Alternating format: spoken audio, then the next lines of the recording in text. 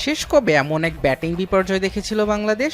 উত্তরে অনেকেরই মনে আসতে পারে বিগত বছরে আফগানিস্তানের বিপক্ষে সিরিজের কথা। তবে পরিসংখ্যান আর বাস্তবতা বলছে প্রেমাদাসা স্টেডিয়ামেই নিজেদের ইতিহাসের সবচেয়ে বড় ব্যাটিং বিপর্যয় দেখে ফেলেছে বাংলাদেশের ওয়ানডে দল। স্কোর বোর্ডে 5 রান তুলতেই এদিন বাংলাদেশ হারিয়েছে 7 উইকেট। নিজেদের ওয়ানডে ইতিহাসে আর কখনোই এত কম রানে 7 উইকেট হারাতে হয়নি বাংলাদেশ দলকে। নাজমুল হোসেন শান্তর রান আউট দিয়ে শুরু, এরপর লিটন দাস আউট হয়েছেন লেগ বিফোরের ফাঁদে।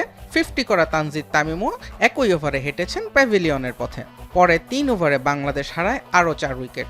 একে একে আউট হন তাওহিদ হৃদয়, মেহেদী হাসান মিরাজ, তানজিম সাকিব এবং তাসকিন আহমেদ। ক্রিকেট দুনিয়াতে দ্বিতীয় থেকে অষ্টম উইকেটের পতন হিসেবে এটি সবচেয়ে বাজে ব্যাটিং বিপর্যয়। আর ইনিংসের যে কোনো পর্যায়ে 7 উইকেট হারানোর বিবেচনায় এটি বাংলাদেশের সবচেয়ে বড় বিপর্যয়। 2014 সালে মিরপুরে দলীয় 50 রানে 3 উইকেট থেকে 58 রানে অল আউট হয়েছিল বাংলাদেশ। 8 রানের ব্যবধানে 7 উইকেট হারানোর সেই রেকর্ডটাই এতদিন ছিল তালিকার শীর্ষে। গতকাল প্রেমাদাসায় বাংলাদেশ ছাড়িয়ে গিয়েছে 11 বছর আগের সেই দুঃসহ স্মৃতিকেও।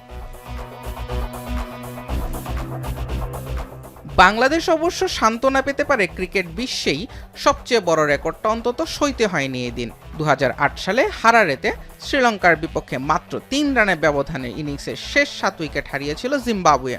114 রানে 3 উইকেট থেকে 127 রানে অল আউট হয় রোডেশিয়ানরা।